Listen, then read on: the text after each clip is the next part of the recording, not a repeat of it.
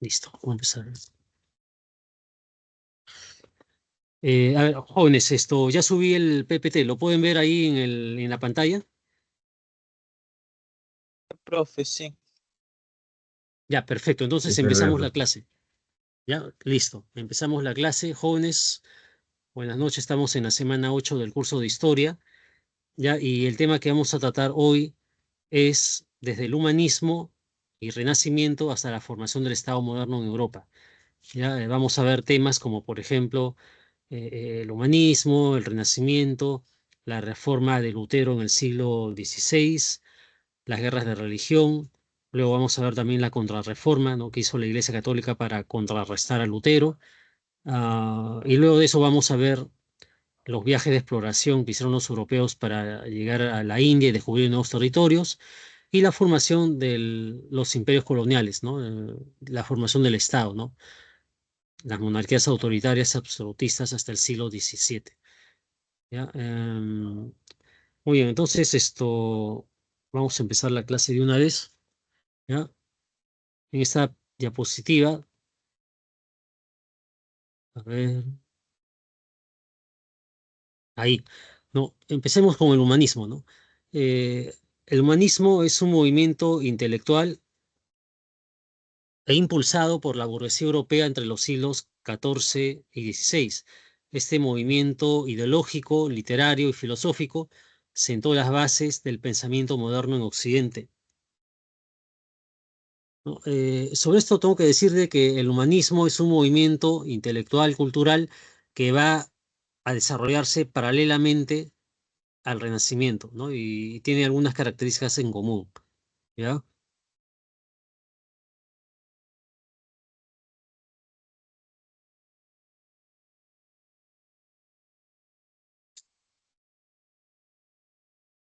¿Cuáles son las causas por las que apareció el humanismo?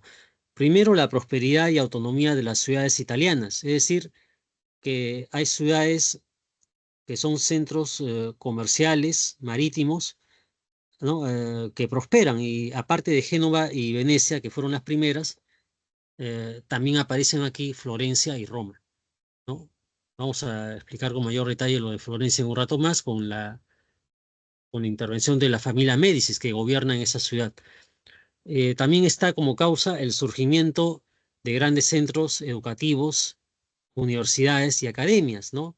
En clase anterior habíamos visto que aparecieron las primeras universidades en la Edad Media, por ejemplo, Salamanca en España, ¿no? En Francia, la Universidad de París, la número uno, y luego también en Alemania, la Universidad de Nuremberg. Pero aquí ya aparecen otras universidades nuevas, ¿no? En Cambridge, en Londres, también la Universidad de Córdoba, en España, y también universidades en Lyon, en Francia, y la Universidad de Roma, en Italia. Em, y aparte de eso, como causa también tenemos la invención de la imprenta, ¿no?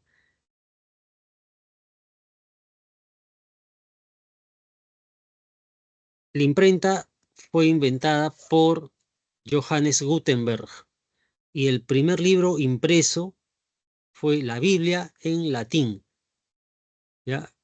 Ahora, la Biblia obviamente fue el primer libro impreso porque era el que usaba la iglesia, ¿no? Y la iglesia papal, la iglesia de Roma, la iglesia católica, dominaba el mundo europeo, el mundo antiguo en Europa, porque la mayoría de reyes europeos eran católicos, ¿no? Como por ejemplo Carlos V de Alemania, Francisco I de Francia y otros más, ¿no? Entonces tenía mucho poder la iglesia, poder económico y político también, ¿no? Veamos algunas cosas sobre la imprenta. Dos tipógrafos componiendo las páginas con tipos de metal, ven en ese dibujo que está ahí en la parte derecha. Una vez que la página está armada, se coloca sobre el mármol de la prensa y se entinta. Como paso 2, la hoja de papel se sujeta sobre el tímpano de la prensa. Eh, Perdón, sí, Raúl.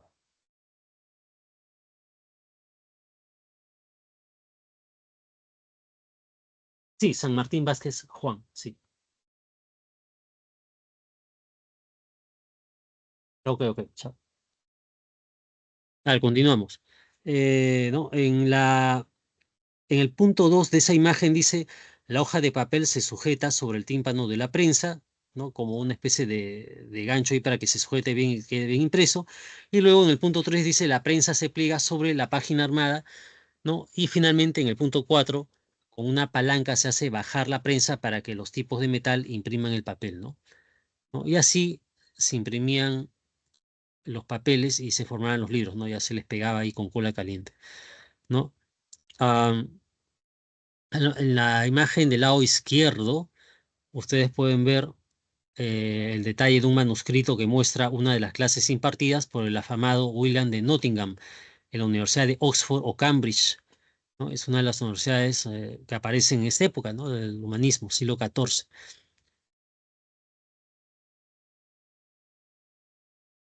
Pasemos a la siguiente diapositiva.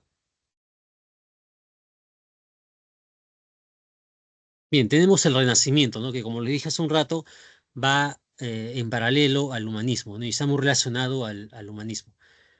¿Qué es el Renacimiento? Es un movimiento cultural que surgió en Italia y se desarrolló en la Europa occidental, abarcando principalmente las artes plásticas, las ciencias, etcétera. Artes plásticas como la arquitectura, la escultura y la pintura, ¿no? Y vamos a ver en esta clase también los representantes de estas artes, ¿ya? Para que quede mejor esto eh, claro, este tema. ¿Cuáles son las causas que explican la aparición del Renacimiento? En primer lugar, la acción de los mecenas, ¿no? ¿Quiénes son los mecenas? Son personas ricas que viven en las ciudades, tienen mucho dinero por, porque se dedican a la actividad comercial marítima, ¿no? Es decir, importan productos orientales que traen del Oriente, ¿no? Como por ejemplo la loza, las especias, los tejidos, ¿no? Y ellos lo venden a mayor precio a los nobles europeos y así obtienen su riqueza. Entonces, los Médicis son los mecenas más importantes, ellos viven en Florencia y contratan a artistas, ¿no? Les pagan bien y los protegen, a cambio de que esos artistas, muchos de ellos italianos, hagan su obra de arte para prestigiar a la familia de los Médicis, ¿no? Y también están como mecenas los papas de Roma, ¿no? Los del Vaticano, sobre todo en el siglo XV y XVI, ¿no? Los papas de la dinastía Borgia, ¿no? ¿Cuáles son las características del Renacimiento? La exaltación del cuerpo humano, la perspectiva y naturalismo, ¿no? Estas son técnicas de pintura, la integración de lo profano y religioso en un solo cuadro, lo vamos a ver con ejemplos en un rato más, la renovación científica y el estudio de la naturaleza, ¿no? ¿No? Ahí en la imagen podemos ver el Papa Julio II retratado por Rafael, ¿no? Un pintor renacentista italiano. Fue uno de los principales mecenas, este Papa Julio II, uno de los principales mecenas del Renacimiento y responsable del cambio de la centralidad cultural de Florencia a Roma, a donde atrajo a artistas como Miguel Ángel Buonarroti, ¿no? A ver, vamos a dejar por un momento el Renacimiento y vamos a regresar al humanismo, que como les dije hace un rato, es una corriente intelectual que va paralela al Renacimiento, ¿no? Y que está muy ligada al Renacimiento. Veamos las características del humanismo. Antropocentrismo, es decir, que el centro del estudio y de la importancia para los investigadores es el hombre, ¿no? Ya no es Dios, como en la Edad Media, ahora es el hombre. Se quiere saber qué es el hombre, qué piensa, cuáles son sus costumbres, ¿no? Y todo ello, ¿no? También está como característica del humanismo el pensamiento laico, es decir, que importa más lo que piense un civil, una autoridad, un profesional de la universidad, antes que lo que diga un cura, ¿no? O sea que hay un cambio con respecto a la Edad Media, ¿no? Donde prácticamente en la Edad Media mandaban los curas y se hacía lo que ellos hacían, ¿no? Eh, pero en la Edad Moderna vemos que el pensamiento laico predomina, ¿no? El pensamiento laico que se ve en las obras de estos representantes que voy a mencionar después, ¿no? Como Petrarca, Boccaccio, Erasmo de Rotterdam, ¿no? Que son civiles, ¿no? Profesionales. Hay un rechazo a la escolástica, es decir, a todo lo que tenga que ver con materia religiosa o cristiana.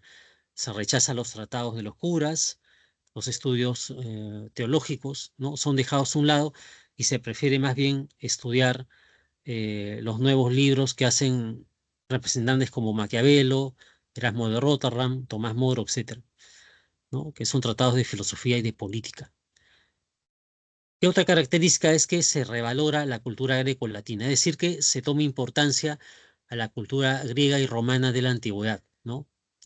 Se estudia mucho las obras de los clásicos romanos y griegos, por ejemplo, Séneca, Cicerón, Ovidio y otros. Representantes importantes del humanismo. Está Francisco Petrarca, autor del Cancionero, ¿no? También tenemos a Juan Boccaccio, autor de El Decamerón.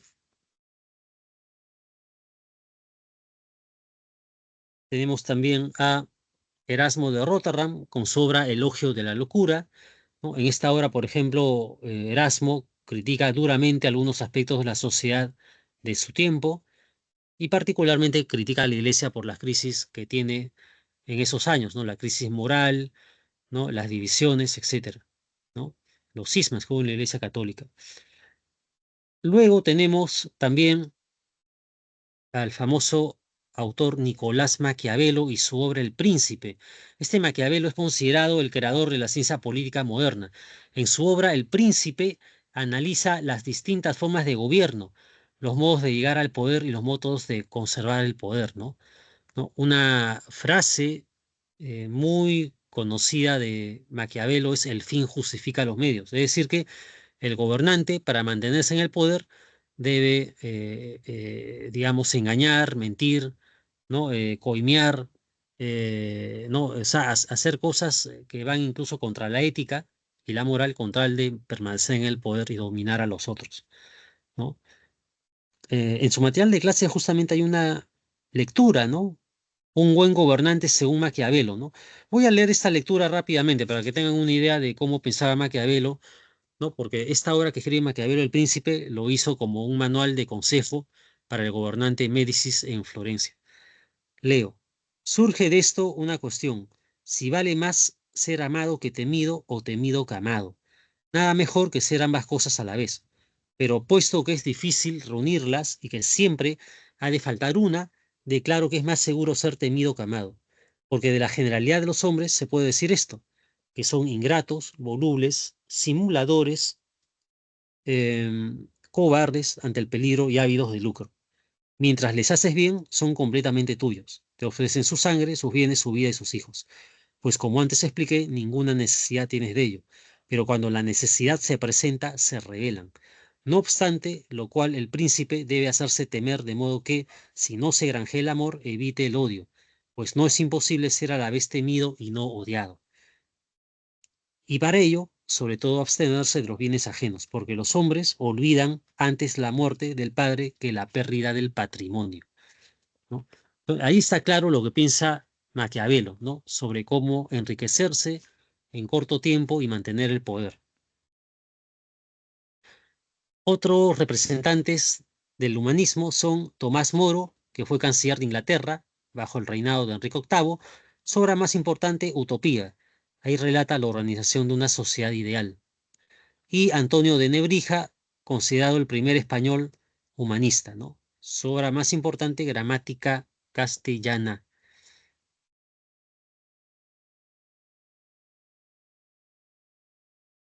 Veamos ahora, jóvenes, el tema del Renacimiento. Vamos a volver nuevamente al Renacimiento.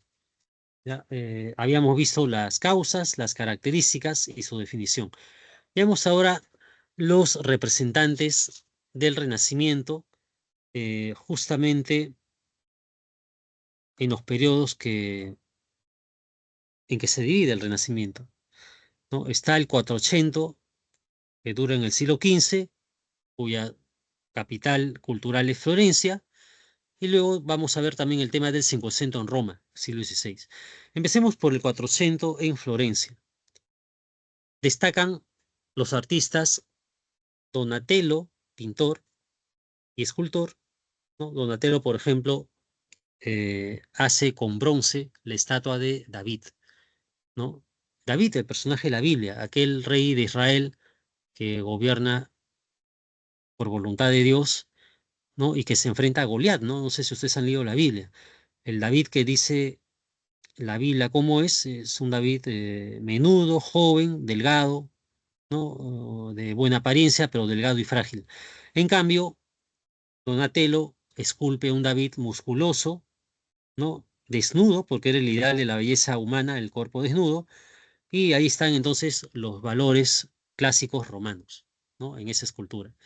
Brunelleschi diseña la cúpula de la Basílica de la Flor de Florencia, ¿no? Y Sandro Botticelli pinta el cuadro El nacimiento de Venus.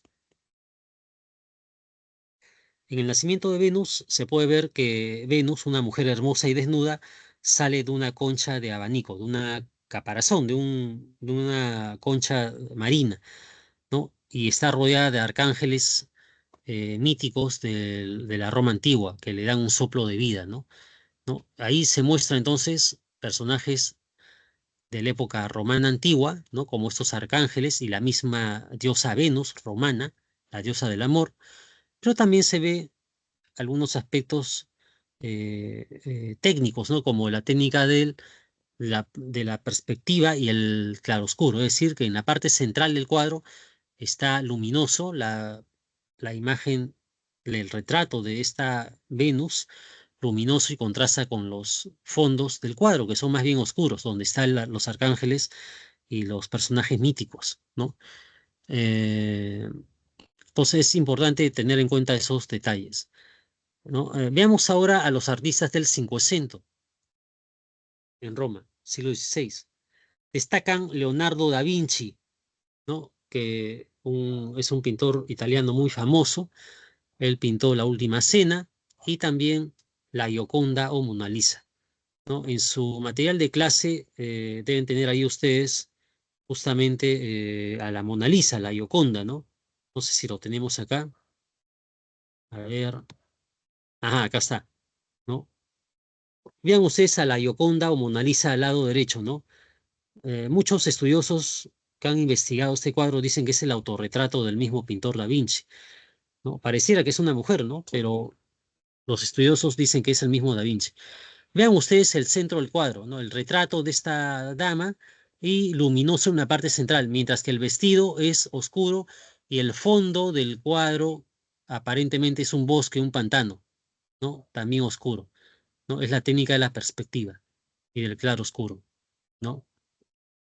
Vemos ahí también, junto a la Mona Lisa, la Gioconda, una pintura de Miguel Ángel Buonarroti, una pintura que está en la Capilla Sistina del Vaticano, la creación de Adán, ¿no?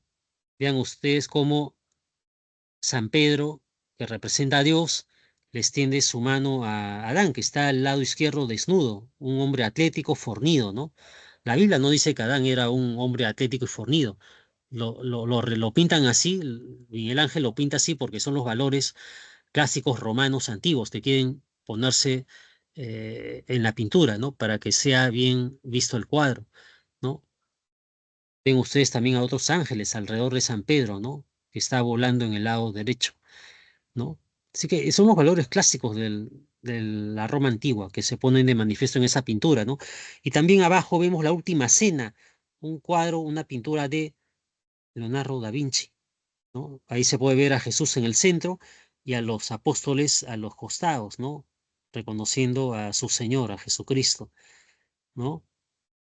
Ahí también vemos nuevamente la técnica de la perspectiva, ¿no? Cómo se puede ver de un solo golpe de vista todo el cuadro y la claridad en el centro, en el personaje de Cristo, ¿no? Rodeado por ventanas luminosas y más bien las ventanas cerradas o oscuras están a los costados y el fondo también, ¿no? Oscuro y opaco, ¿no? Entonces, estos son los representantes del Renacimiento, ¿no? Y nos faltaba ver el tema de Rafael Sanzio, otro pintor muy importante italiano, ¿no? Rafael Sanzio pinta la escuela de Atenas y diversas pinturas de la Virgen María, a los cuales llama Madonas. Abajo pueden ver en esta lámina, en esta diapositiva, la escuela de Atenas, ¿no? Cómo allí están discutiendo los filósofos Sócrates y Platón con los griegos, ¿no? Con los ciudadanos, ¿no? Hay un grupo de filósofos y científicos reunidos en una escuela y debaten y discuten sobre la ciencia, la filosofía, ¿no? ¿No? Un cuadro muy realista, ¿no? A color, ¿no? Y que nos muestra, pues, esto a los personajes de la Grecia clásica, ¿no?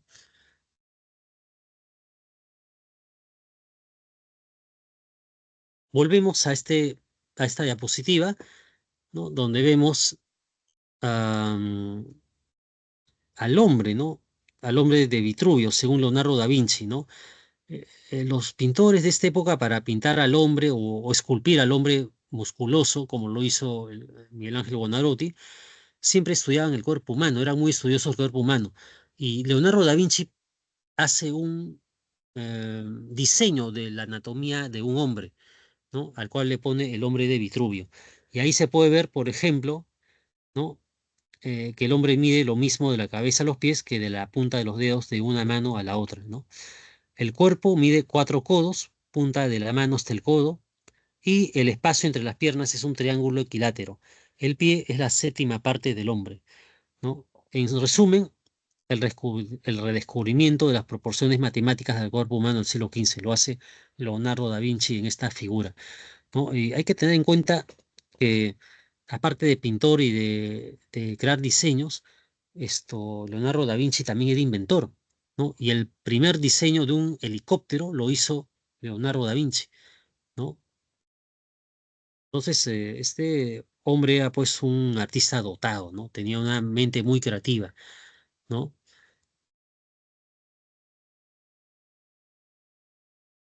A ver, entonces, pasamos ahora a otro tema. Vamos a ver ahora el tema de la Reforma Protestante, siglos XVI y XVII. Definición: movimiento de renovación religiosa que buscó corregir los excesos de la Iglesia, ¿no? O sea, la corrupción dentro del clero y del Papa. Surgió en Alemania durante el siglo XVI. El líder de la Reforma Protestante, el que inició este movimiento, fue Martín Lutero, un cura alemán. Lutero era un monje agustino de la Orden de los Agustinos, o sea que era un monje católico, pero él vio cómo la iglesia se corrompía debido al mal ejemplo de los curas y los papas, ¿no? Según Lutero, eh, las autoridades eclesiásticas como el papa y los maestros del clero vaticano debían vivir de una manera santa, célibes, ¿no?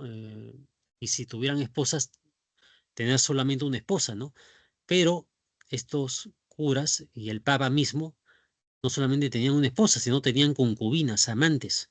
Y encima de eso, como denuncia Lutero, cobraban dinero para que el fiel creyente le confesara sus pecados y el cura o el papa le disminuía el castigo, ¿no? O sea, la penitencia, ¿no? ¿No? A cambio de dinero, ¿no? ¿Y para qué pedían dinero los curas y el papa? Para, con ese dinero, hacer posible la construcción de la Basílica de San Pedro. Ese era el pretexto, ¿no? Antecedentes de Lutero. ¿Quiénes estuvieron antes de Lutero demandando la reforma, ¿no? Están John Wycliffe en Inglaterra y Juan Hus en Bohemia, Alemania, ¿no? Estos dos hombres criticaron a la Iglesia por inmoralidad, ¿no? Ya en la Iglesia católica había habido un cisma anterior, ¿no? Muchos curas y fieles creyentes se salieron de la Iglesia católica al ver el mal ejemplo del Papa. Y unos de ellos, pues, fueron Wycliffe y Hus, ¿no? Por ejemplo,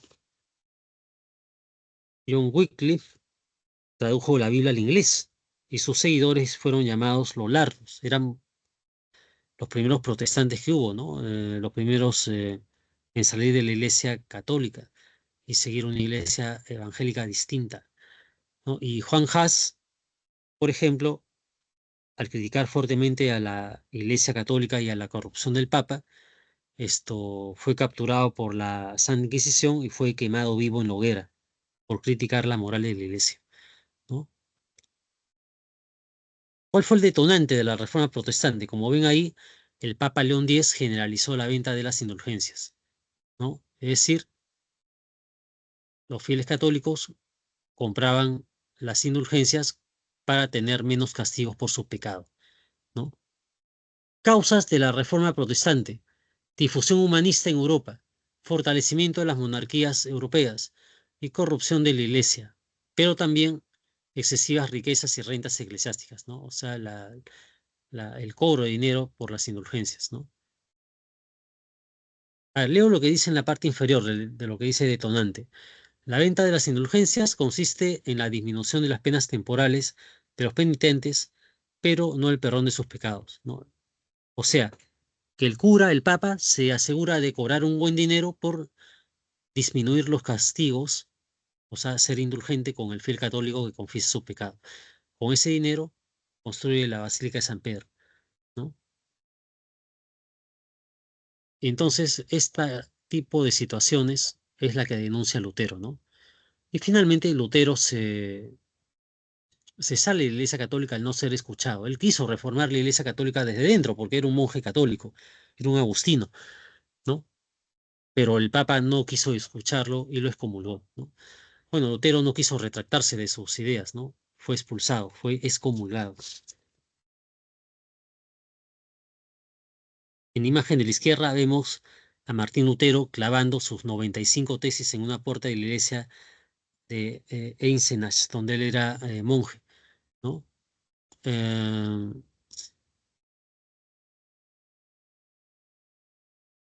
en esas tesis, Lutero critica fuertemente el cobro de las indulgencias, ¿no? Condena al Papa por ser un tipo codicioso que solamente le importaba el dinero, ¿no?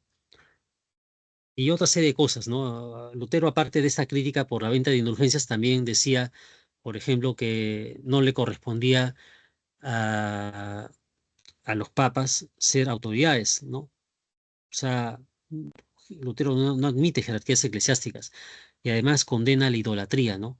Dice que la iglesia hace mal, la iglesia de Roma hace mal en venerar las imágenes de la Virgen María, de los santos apóstoles y de los personajes bíblicos, ¿no? Entonces, hay cosas ahí que tener en cuenta, ¿no? Sobre el pensamiento de Lutero, ¿no? Que era fundamentalmente un estudioso de la Biblia, ¿no? Pasemos ahora rápidamente a ver más de Lutero y de las guerras de religión. ¿Cuáles son los fundamentos de Lutero, no?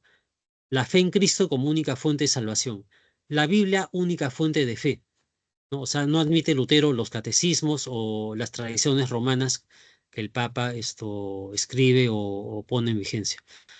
No se admiten jerarquías eclesiásticas, o sea, la comunión del fiel creyente es directamente con Dios a través de la oración, no a través de un cura.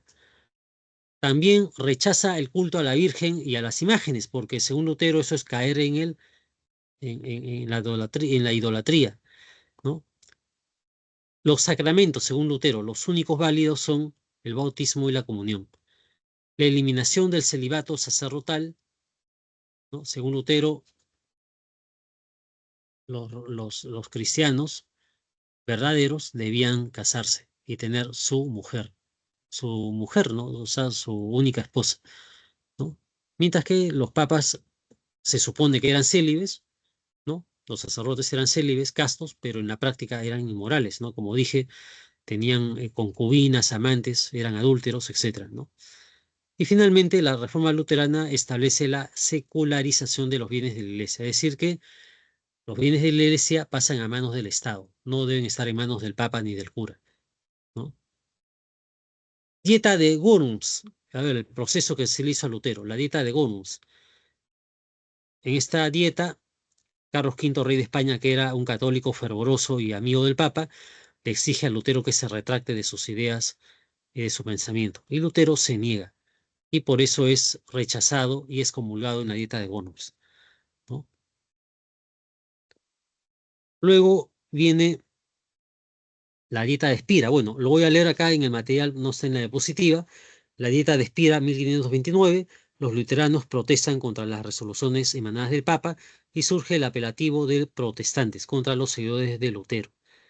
Tenemos también la confesión de Habsburgo o dieta de Habsburgo, una confesión que contiene los fundamentos oficiales del luteranismo, separación de la Iglesia católica, ¿no? Aquí ya los fieles seguidores de Lutero se separan de la Iglesia católica y juntos con Lutero fundan la Iglesia Luterana Presbiteriana. También están las guerras de religión, ¿no? La Liga de Esmacalda está compuesta por luteranos, se enfrenta militarmente contra la Liga de Nuremberg, que está compuesta por católicos. Es una guerra de religión porque ninguno de ellos, digamos, quiere transigir, ¿no? Quieren imponer su manera de adorar a Dios. Finalmente se establece la paz de Habsburgo, que pone fin a esta guerra en 1555. ¿Qué dice esta paz de Habsburgo? Que se establece como principio que cada príncipe alemán podía elegir su propia religión y así se evitaban más muertes. Finalmente, esta idea prevalece, ¿no? Y cada príncipe alemán elige su religión, o siga al Papa y es católico, o siga a Lutero y se vuelve protestante, ¿no? Y aunque ustedes no lo crean, la mayoría de príncipes alemanes siguen a Lutero. ¿Por qué? Porque así evitan pagar dinero al Papa que estaba tratando de juntar la mayor cantidad de dinero para construir la Basílica de San Pedro.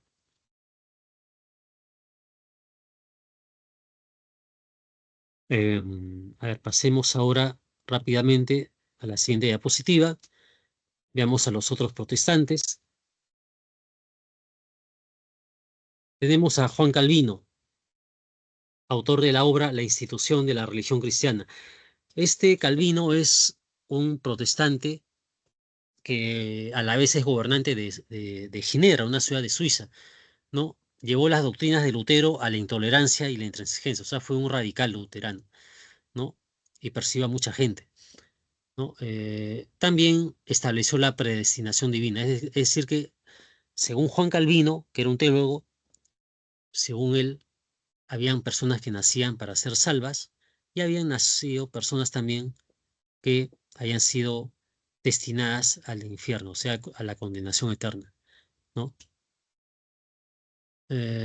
Bueno, eran las ideas de Calvino, ¿no? Luego tenemos al rey de Inglaterra, Enrique VIII, Enrique VIII, ¿no? Que funda la Iglesia Anglicana. Veamos cómo se produce esto. Enrique VIII era un personaje muy poderoso, rey de Inglaterra. Él estaba casado con una hermana de Carlos V, el rey de España, de Alemania, ¿no? Estaba casado con una católica. Bueno, llega el momento en que Enrique VIII decide separarse de esa mujer, ¿no? Porque seguramente deja de quererla. Y Enrique VIII se había conseguido una actriz llamada Ana Bolena, que era una especie de bailarina, vedette de esa época, ¿no? De la Edad Moderna, ¿no? Una chica joven, hermosa y libre pensadora. Bueno, Enrique VIII le pide al Papa esto, que le dé carta de divorcio, ¿no? Para poder casarse con Ana Bolena, ¿no? Pero el Papa, que es amigo de Carlos V, rey de España, le niega el divorcio, ¿no? Y entonces lo que hace Enrique VIII es romper con la Iglesia Católica, ¿no? Y a través del Acta de Supremacía del año 1534, el Parlamento inglés reconoció a Enrique VIII como jefe de la Iglesia Anglicana, ¿no? O sea que, aparte de ser gobernante, también tiene esto, atribuciones religiosas, este rey, ¿no? Por eso a esas personas con autoridad política y religiosa se les llama regalistas, ¿no? Es la doctrina del regalismo, ¿no? ¿No? Entonces, ahí están los reyes bueno, el rey de Inglaterra, ¿no? Enrique VIII, ¿no? Consecuencias de la reforma. En primer lugar, la división de la Iglesia Católica, ¿no? Porque Lutero se va con varios fieles creyentes y funda su iglesia luterana, ¿no? Intolerancia religiosa, ¿no? Muchos reyes católicos persiguieron a protestantes en los países católicos, ¿no? Por ejemplo, Francia, España, Italia. Finalmente, la Iglesia Católica inició la contrarreforma, ¿no? Que es lo que es una reacción contra la reforma, ¿no? O sea, dentro de la Iglesia Católica aparece el personaje llamado San Ignacio de Loyola, ¿no? O Íñigo de Loyola, que va a fundar la orden de los jesuitas y va a llamar al Concilio de Trento para poner algunos puntos doctrinales y fortalecer a la Iglesia Católica, ¿no? Antes que se siga dividiendo,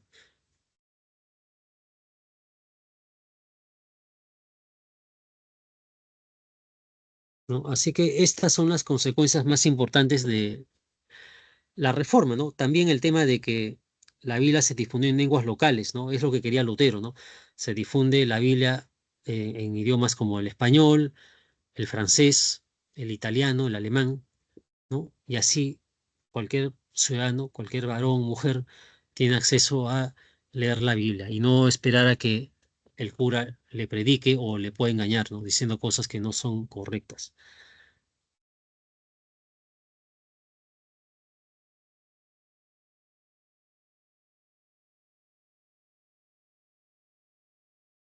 Avanzamos. La Contrarreforma. Movimiento de renovación de la Iglesia Católica para detener la expansión del protestantismo, fue impulsada sobre todo por el Papa Pablo III. Concilio de Trento. Objetivos: reorganización de la Iglesia y reforzamiento de sus bases doctrinarias, ¿no? Por ejemplo, ¿no? ¿Qué puntos contiene o qué acuerdos contiene el Concilio de Trento, convocado por el Papa? Por ejemplo, están estas medidas. Se reconoce la autoridad suprema de la Iglesia Católica en el Papa, o sea, el Papa es el vicario de Cristo. Dos, no solo es necesaria la fe para la salvación, sino también las buenas obras. Tres, reafirmación de los 7 sacramentos, ¿no? Lutero dijo que solo valían 2 de esos 7, ¿no? Bautismo y comunión. Pero según los católicos, según la Contrarreforma, también eran válidos practicar los otros 5 sacramentos. Leo los 7 sacramentos, ¿ya? En este orden: bautismo, confirmación, penitencia, que es lo mismo que confesión, Eucaristía, que es el acto de comulgar y que el cura te da la hostia, el matrimonio, la ordenación sacerdotal y finalmente la unción de los enfermos, ¿no? La llamada extrema unción. Otro punto doctrinal era la presencia real de Cristo en la Eucaristía, o sea, en esa galleta, en ese pedazo de galleta pequeña que te da el cura cuando vas a comulgar. Cuerpo y sangre de Cristo, ¿no? Ahí está Cristo. También en este Concilio de Trento se establece que es válido dar culto a las imágenes, a la Virgen María y a los santos, porque son eh, símbolos de la Iglesia Católica, ¿no? Y la Madre de Dios, según la clerecía católica, ¿no? La Virgen María es la Madre de Dios, ¿no? Bueno, entonces, eso era una de las cosas que Lutero condenaba, por ejemplo, ¿no? Que no se podía dar culto a los retratos, a las imágenes, porque era caer en idolatría, ¿no? Instrumentos de la Contrarreforma. El índice de obras prohibidas, o sea, libros peligrosos para la iglesia, porque iban contra la doctrina católica. Por ejemplo, libros escritos por curanderos, brujos, hechiceros y obviamente también los libros escritos por los protestantes, ¿no? Eran quemados, ¿no?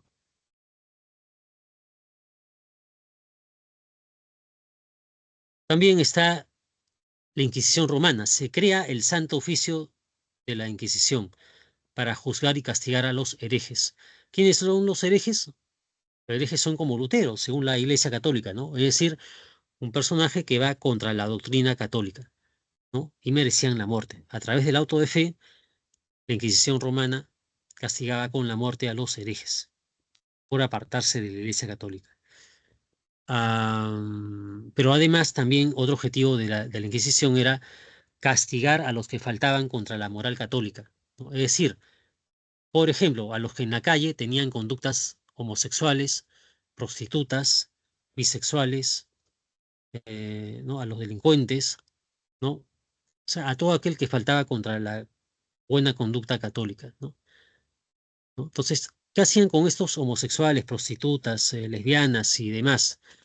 Lo que hacían eran castigarlos con azotes, ¿no? En plena calle, ¿no? Les daban 40 azotes y luego los ponían en la cárcel un tiempo, ¿no? Esto era entonces lo que pasaba en la Edad Moderna, ¿no? Siglos XVI y XVII, ¿no? Perdón, sí, eso es lo que pasaba entonces en la Contrarreforma, que fue aplicada eh, con el Concilio de Trento, esto en el siglo XVI y XVII, ¿no?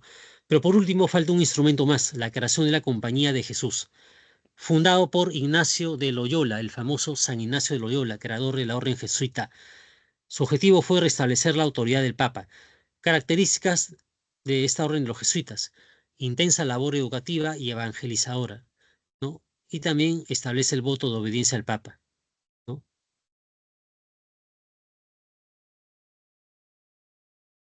¿no? San Ignacio Loyola trabaja de común acuerdo con el Papa Paulo III. ¿No? Muy bien. Entonces, eso acerca de la Contrarreforma Católica. Pasamos ahora rápidamente al tema que vamos a ver aquí, la expansión europea. Causas: bloqueo comercial del Mediterráneo Oriental por los turcos otomanos, búsqueda de nuevas rutas al oriente, beneficio ibérico, ¿no? Geográfico y político. O sea, los españoles tuvieron la ventaja de que su país estaba mirando al mar, al océano Atlántico, y podían viajar por donde quisieran, ¿no? Por barcos. Se descubren nuevos conocimientos e inventos. Por ejemplo, el astrolabio, la brújula, que es un instrumento de medición en alta mar, la cartografía, los portulanos o planos del mundo, ¿no? Donde se ven los continentes y los mares, y finalmente las carabelas o barcos, ¿no? En los que viajó Colón a América, ¿no?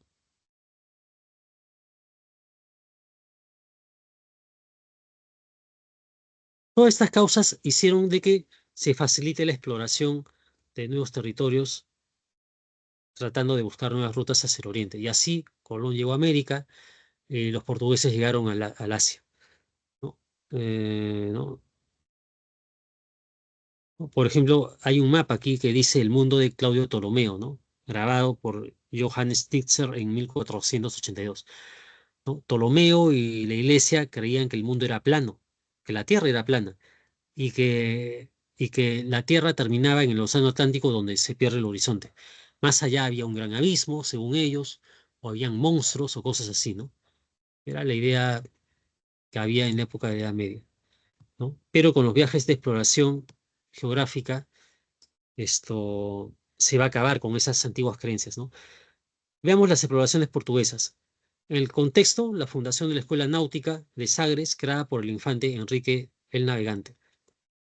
Su planteamiento fue llegar a la India bordeando el continente africano, ¿no? Exploradores portugueses: Bartolomé Díaz llegó al Cabo de las Tormentas o Buena Esperanza, que está en Sudáfrica, al sur de África.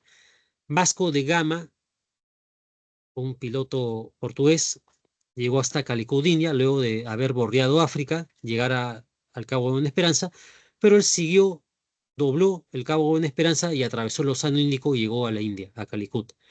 Y allí halló pues la nueva ruta a las Indias y para conseguir las especias y los tejidos hindúes, ¿no? Los tejidos de seda. Y el otro navegante portugués fue Pedro Álvares Cabral, que fue el primero en llegar al Brasil en el año 1500, ¿no? Por eso es que el Brasil fue desde un inicio dominio portugués. Y además también porque el Tratado de Tordesillas, firmado en 1493, dividió al mundo, ¿no? Según el Papa, que firmó ese tratado con el rey de España y el rey de Portugal, a España le tocaba explorar y conquistar la parte que está más allá del Océano Atlántico, o sea, América y parte de Oceanía. Y a Portugal le tocaba conquistar y explorar el África y Asia, ¿no? Así se habían dividido el mundo. Bueno, ¿cuáles son las principales colonias portuguesas o territorios que descubrió Portugal? ¿No? Brasil en América, Senegal y el Congo en África, y en Asia, Hormuz, Ceilán, Calicut en la India y Macao en la China. Pasemos a ver ahora la siguiente diapositiva. Ahí está. Exploraciones españolas, ¿no? Terminada la reconquista cristiana y la derrota de los moros, los reyes católicos, Fernando de Aragón e Isabel de Castilla, contrataron a Cristóbal Colón para que viajes a las Indias e impulsaron los viajes de exploración, ¿no? Colón, su objetivo era llegar a la India navegando por Occidente, o sea, él pensaba que el planeta era Tierra y que tarde o temprano, después de un largo viaje, iba a llegar a la India. Lo que no sabía Colón era que se iba a encontrar con un continente nuevo en el camino, ¿no? La capitulación de Santa Fe entre Colón y los reyes católicos la autorizó a hacer este viaje. Y finalmente Colón arribó a América el 12 de octubre de 1492 y estuvo hasta 1504 en América, descubriendo, entre otros territorios, Cuba, El Salvador, Nicaragua, la isla de Haití, Santo Domingo, llegó incluso hasta Nicaragua y Panamá. O sea, toda América Central y el Caribe fue descubierto por los españoles, ¿no? Em, bueno, después hubieron más colonizaciones, ¿no? De posteriores viajeros, ¿no? ¿no? Por ejemplo, Hernando de Magallanes y Sebastián Elcano, que dan la vuelta al mundo, ¿no? Y llegan a las Filipinas, ¿no? Y convierten a las Filipinas en dominio colonial español. Además, hay otras colonias españolas, ¿no? En América, la Florida, que hoy día es parte de Estados Unidos, ¿no? Ahí está Miami, antes era español eso en el siglo XVI. Luego está Nueva España en México, ¿no? O sea, mejor dicho, México es Nueva España, ese era el nombre del virreinato. Y Perú, ¿no? El virreinato de Perú que abarcaba, pues, esto, Chile, Argentina, Perú, Ecuador y Colombia, ¿no? ¿No? En el siglo XVI,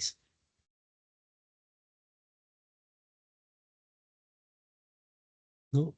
Ahí vemos en esa diapositiva esto, el viaje alrededor del mundo de circunnavegación hecho por Hernando de Magallanes, ¿no? Que salió de Sanlúcar de Barrameda en España y llegó cruzando el Atlántico, llegó al estrecho que lleva su nombre, Magallanes, está al sur de Argentina, hay un conjunto de islas que llevan su nombre, atraviesa ese estrecho, sale al Océano Pacífico y llega a la Oceanía, a las Islas Filipinas. Y ahí muere Magallanes y es reemplazado por Juan Sebastián Elcano, que completa el viaje hasta llegar nuevamente a Sevilla, España, ¿no? ¿Cuáles son las consecuencias de estos viajes de exploración? Económicas, ruta comercial del Atlántico e inicio del mercantilismo, ¿no? O sea, la recolección de oro y plata, metales preciosos que ambicionaban los imperios europeos. Consecuencias culturales, expansión de la civilización europea occidental. Consecuencias políticas, surgieron los imperios coloniales ultramarinos, España y Portugal.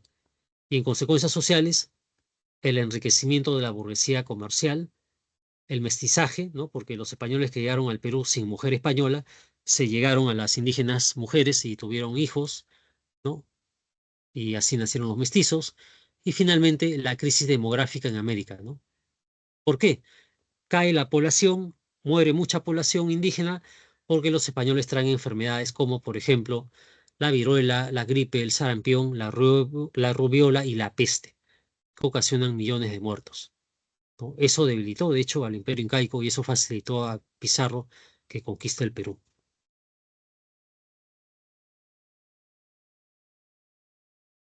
Estados modernos, siglos XVI al XVIII.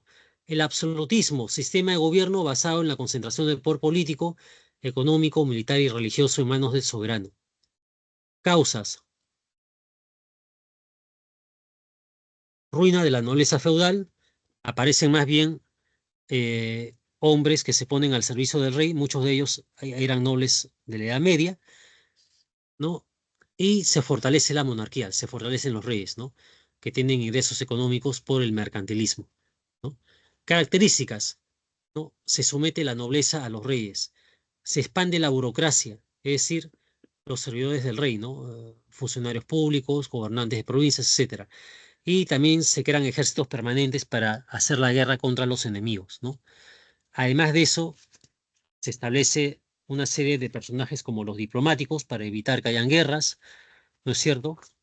Y, y también, vamos a ver con mayor detalle aquí, ¿no? Eh, Se establece la diplomacia como parte de un equilibrio entre potencias, ¿no? Para evitar más muertes en las guerras, ¿no? Y el ejército permanente está sostenido y pagado con los tributos cobrados por el rey de España. O sea, por los reyes de esta época, ¿no? Que tenían grandes ejércitos.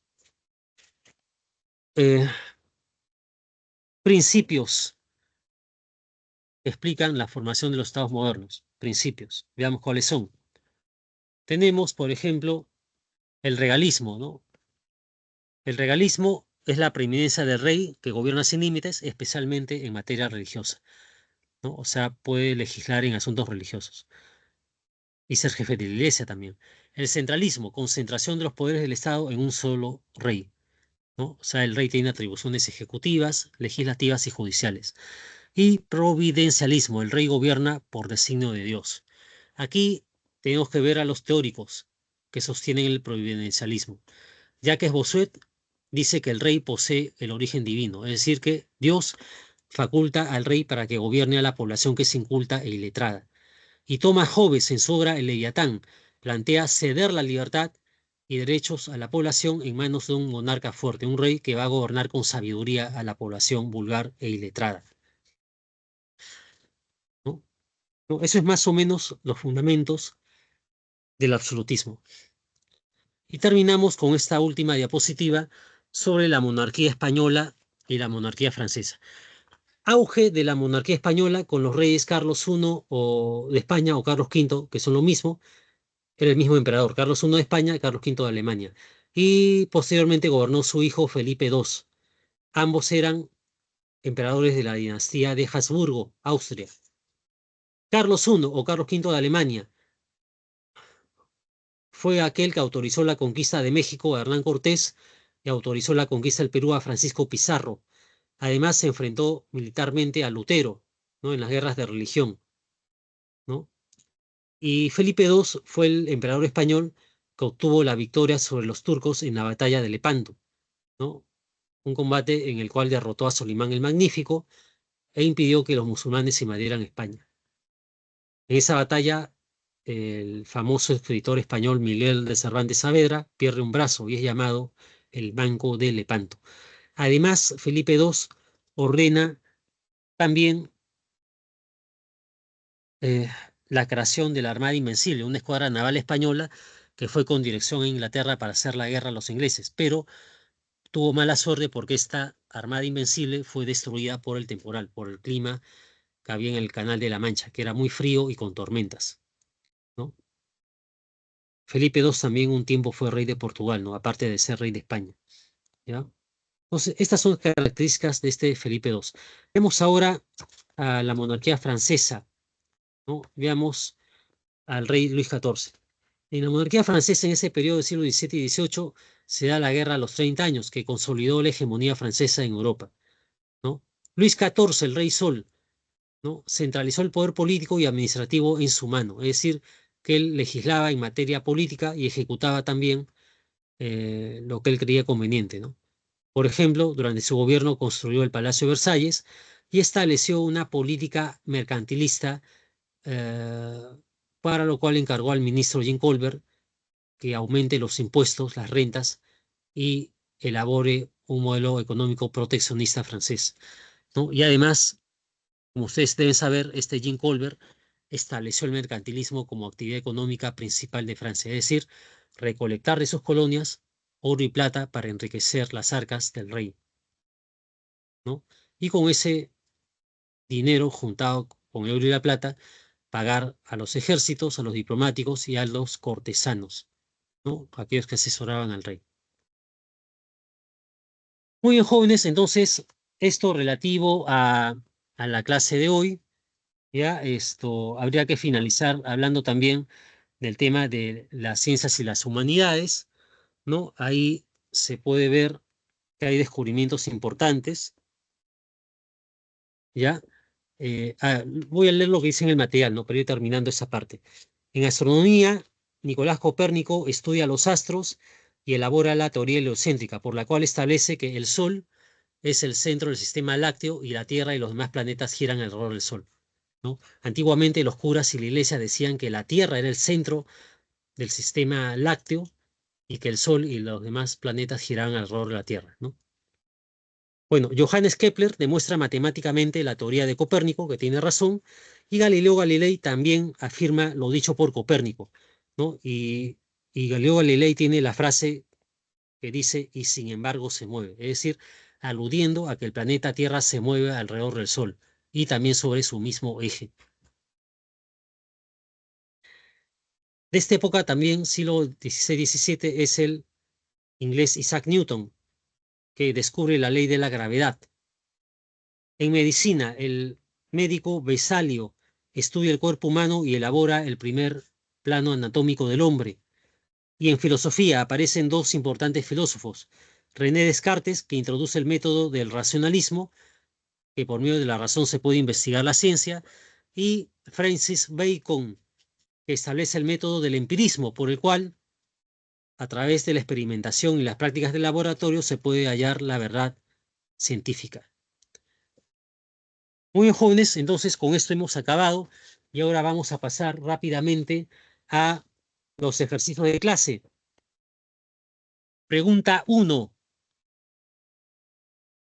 Vamos a ver esto.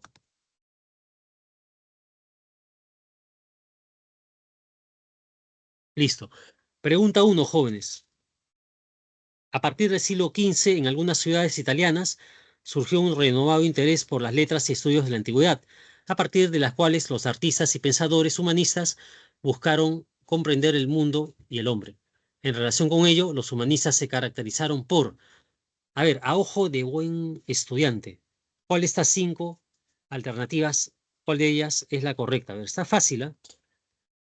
A ver, pueden usar el chat o pueden hablar para darme la respuesta.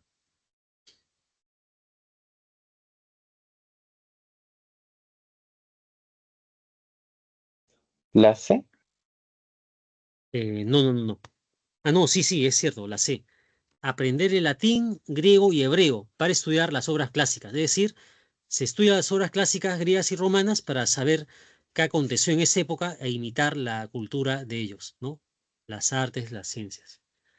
Entonces, la 1, la clave correcta es la C, ¿ya? Pregunta 2. El Renacimiento fue un movimiento de renovación cultural que se inició en Italia y se difundió al resto de Europa entre los siglos XV y XVI. Los artistas renacentistas tomaron como modelo las obras clásicas, comprendiendo el periodo del 400 que tuvo como centro la ciudad de Florencia y el periodo del 500 que tuvo como centro a Roma, destacando la arquitectura, la escultura y la pintura. Respecto a la pintura renacentista, señale las afirmaciones correctas. 1. Presentaron temas religiosos y alegóricos en marco del ideal humanista. ¿Es correcto o no? Correcto. Es verdadero. Es verdad, muy bien. 2. Usaron técnicas para lograr la proporción, la simetría y la unidad de las formas. Verdadero. Ese es falso, ¿ya? Porque las técnicas que usaron fueron la perspectiva y el claro oscuro, ¿ya? Eso lo había dicho en clase. 3. Buscaron el movimiento de las imágenes, el realismo y la tridimensionalidad. Verdadero. Verdadero, muy Es bien. verdadero, profesor. Muy bien, verdadero. Y 4. Destacaron artistas como Rafael Sanzio, Leonardo da Vinci y Sandro Botticelli. Verdadero. Verdadero. Correcto, verdadero. Entonces, con estas respuestas, la clave correcta es la B, ¿ya? La pregunta 2, la clave correcta es la B. Pasamos ahora a la pregunta 3. La Reforma fue un movimiento religioso que surgió en Alemania y que puso fin a la unidad del catolicismo medieval. Tuvo como detonante la creación de la bula de las indulgencias por parte del Papa León X, encontrando una fuerte oposición en Lutero, quien colocó sus 95 tesis contra la venta de las indulgencias. En este documento, Lutero, ¿qué hizo Lutero en ese documento? A ver, ¿cuál de esas 5 alternativas es la correcta? La B. No, no es la B. Hay una más exacta sobre las indulgencias. No, La A, la A. está claro. Es la A, pues jóvenes, la A, ¿no? Lutero negó la eficacia de las indulgencias y exaltó la importancia de la Biblia como única fuente de fe. Y entonces, la A es la clave correcta a la pregunta 3. La pregunta 4. La reforma protestante rompió la unidad religiosa en Europa Occidental, permitiendo la conformación de iglesias nacionales, por lo cual en 1545 se convocó al Concilio de Trento con el fin de resolver las diferencias creadas por el movimiento protestante. Sobre los acuerdos tomados en Trento, indique los enunciados correctos. Ya eso lo habíamos visto en clase. A ver, 1. Se confirmó la doctrina de la Iglesia Católica. ¿Verdad o falso? Verdadero. ¿Verdad? Muy bien. 2. Se dio la libre interpretación de las Santas Escrituras. Falso. Falso, muy bien. 3. Se fortaleció el Tribunal de la Inquisición.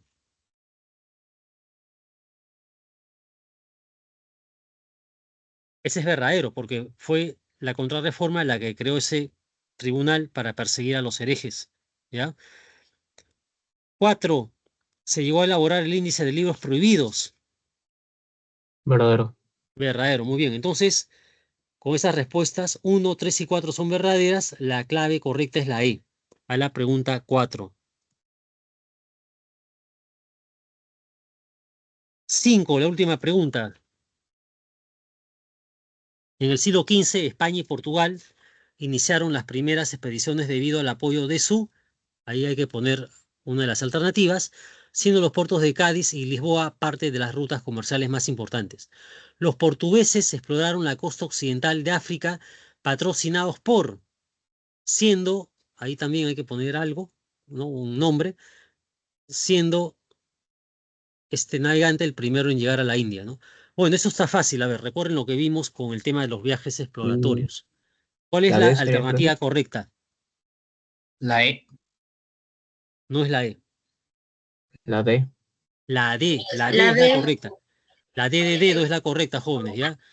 Entonces, se rellena ahí con lo siguiente, ¿no? Leo todo completo. En el siglo XV, España y Portugal iniciaron las primeras expediciones debido al apoyo de de su estratégica posición geográfica, siendo los puertos de Cádiz y Lisboa parte de las rutas comerciales más importantes. Los portugueses exploraron la costa occidental de África, patrocinados por Enrique el Navegante, siendo Vasco de Gama el primero en llegar a la India, ¿no? Llegó a Calicut, recuerden eso. Entonces, la clave correcta es la D en la pregunta 5, ¿ya? Muy bien, jóvenes, ¿tienen alguna duda, alguna pregunta que hacerme sobre la clase de hoy?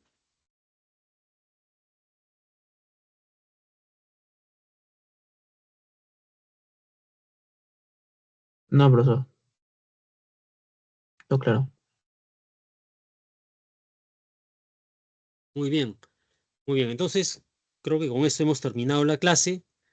Ya les agradezco su asistencia, ya, y nos vemos el próximo miércoles. Ya, muy buenas noches, que la pasen bien. Buenas noches, profesor. Gracias por la clase. Ok, buenas noches.